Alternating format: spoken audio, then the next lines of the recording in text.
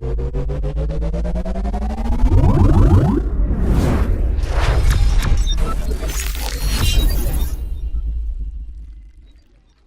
lads, how's it going? It's your boy Brad bringing you guys another video, and today's video is going to be a review video. I know I've been talking about doing this review I think for about 2 weeks now, and you can probably already tell by the gameplay in the background and the title of the video. We're going to be talking about Spider-Man PS4 and if I think you guys should buy it, if I recommend the game. And let's just get started off with what the game's about. So if you guys don't know, Spider-Man PS4 is a very upgraded Spider-Man game than we have seen in the past, probably with some of the cleanest web swinging and cleanest fighting mechanics that I have seen, and personally it matches up with like the Batman games, how that fighting system is. It matches up with that, maybe even a little bit better because of the use of the webs and the use of the environment that you can actually use with the entire game. And what I'm talking about is web swinging. You can swing your enemies, you can swing things at your enemies. You can do so much with the web swingers alone, and then you have different gadgets of webs, and it just brings a whole new fighting style to the table for just superhero games in general. And the different enemies you can fight, there's thugs, there's sable agents, there's prisoners, there's very armored prisoners, there's multitude of demons, there's plenty of different bosses for you to fight, each of which tests your skill in the game and how far you've learned. I think it starts off with Fisk thugs, and yes, there is going to contain some spoilers in here, but probably not too much. But you fight Fisk thugs, and then I think it goes to sable agents, prisoners, and then demons, or probably some different order. But those are basically all the bosses you fight, besides mini bosses like Fisk, Scorpion, Rhino. And each one of these different like groups of people have a different way that you can fight them, and you do unlock gadgets as you go.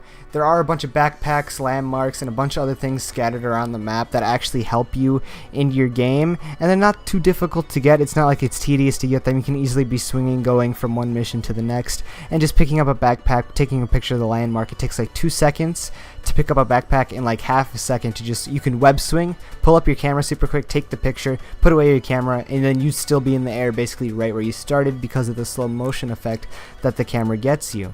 There's also a bunch of hidden stuff in this game, such as all the black cat things, a bunch of basically hidden suits, one I think for getting a bunch of secret photos, and then there's the undies suit for getting 100% completion of the game. I think the only tedious part about getting 100% completion is doing all the crimes in all the districts. That's probably the most tedious. That's what took me a little bit, because after I completely finished the game, that was the last thing I had to do, because it gets to a point to where you don't want to do crimes, because the crimes are probably the most repetitive part of the game. But once you get past that, nothing about this game is repetitive. Every stealth mission is different. Every other mission has like a different way of actually doing things. Every single boss fight is actually it's similar, but they're each different in their own respects. And that's coming from, the first one is Fisk's. All you do is web them up, and then eventually it gets harder to where you have to jump away from things, you have to throw things at them, you have to pull things down on them, and then it all ends up with them getting webbed up and then you attacking them. Now let's get into the actually storyline of this game. This game probably has one of the best stories that I have actually seen in a video game, and that's coming from a guy that does not like to play through entire games. I have bought in so many games and played so many games, but the amount of games that I've actually completed the story of, I think the very first game that I've ever actually completed the story of, it was either MW1 or MW2. It was one of those two. No, MW2 or MW3, my bad. It was one of those two. I don't remember which one it was. I'm pretty sure it was I don't remember. But that was the only game that I've ever actually beaten and done an entire walkthrough of, and then I played this game, and the story in this game, you get so immersed in it, especially if you're a Spider-Man fan, if you're a superhero fan in general, and you just love good game mechanics and how smooth the game can be. And the good thing about it is on a PS4, so you can play it on 4K resolution, which is absolutely beautiful. Everything about this game is beautiful. Some of the suits are ugly, like the Scarlet Spider suit. This is a post-editing nerd Brad, and I realized I made a huge mistake. I meant to say the Soul Spider suit. The Scarlet Spider suit is actually one of the more beautiful ones in the game. Please don't kill me. But other than that, everything about this game is beautiful.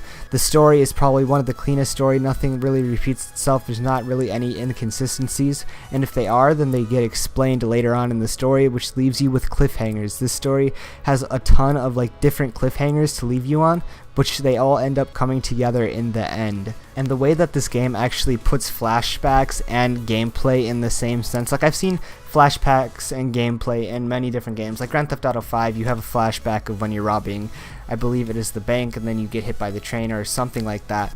But in this game, when you're doing flashbacks, you actually get to do a ton more. You can explore the world a little bit more than you actually could without failing the mission. Yes, you do have a mission zone, but there's actually so much you can do, and the amount of Easter eggs in this game is completely insane. Basically, everywhere you turn, every picture you take, every landmark there is, every backpack there is, has an Easter egg inside of it. And I believe there's 50 backpacks, so that's 50 mini Easter eggs alone. There's, I think, 42 landmarks, somewhere around that ballpark, and each one of those has its own little connection to Spider-Man, especially the Avengers Tower probably.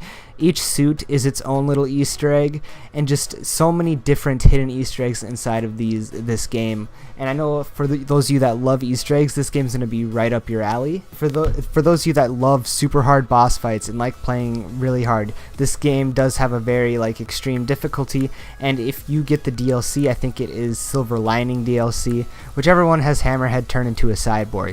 That is one of the hardest boss fights. Even people I've known that have completely beaten the game on hard mode and have gotten to the Hammerhead boss fight can tell me it's super difficult, and that's what makes it super fun. It's probably challenging and super fun at the same time. It was probably one of my favorite boss fights because it's the most unique boss fights, and especially with the storyline that it goes through, is probably one of the better storylines in the actual game itself. Not comparing it to the main storyline, I'm just comparing it to the other DLCs. I think there was 3 by the time I'm recording this video, and the last one in that 3 has to have the best boss fight, the best storyline. And there's really not a lot of bad things that I can say about this game. I would have to say my only complaints would have to be repetitive crimes. I wish the crimes would be a little bit easier. And some of the layouts, some of the controls can get clunky at times. I'm going to be honest. When you're inside of, let's say, a base, like a Fisk base, Demon base, some of the controls to get around those bases, because it's tighter spaces than what you're normally used to. You're used to fighting in open city area. Those bases actually have to challenge you because you can't just web swing. You'll run into a wall, then you'll end up getting hit by a minigun, and those minigun guys are super powerful. And even then, that's just me being bad at the game. It's not really just an average complaint. I think the only complaint I actually have would have to be the crime thing. Anything else, this game is pretty much, in my eyes, a perfect game. If you guys love a good storyline, if you guys love superheroes, I recommend this game. It is a 10 out of 10 for me. I'm not going to bump it simply on the fact that the crimes are somewhat repetitive. I get that they're supposed to be repetitive because a lot of these crimes, in the way that they're laid out, happen a lot in the actual real world, especially robberies and stuff. That happens a lot, and I think it's really only the thug crimes that are repetitive, so I'm not going to dock it points just for that. But if we're going by gameplay, if we're going by story, if we're going by mechanics, and if we're going just by everything in general, this game is a solid 10 out of 10. I do recommend it. If you guys are not so into superhero games, but you do like fighting games, I recommend, and you like extremely challenging games, I do recommend Doom. I will do a separate video on that, explaining everything for that. But yeah, if you guys enjoyed this review, please make sure to give the video a big thumbs up. If you guys are new to my channel and like what you see, please make sure to hit that subscribe button. There's also a little bell right next to that. Make sure you click that too so you never miss an upload from me. And I'll see you lads in the next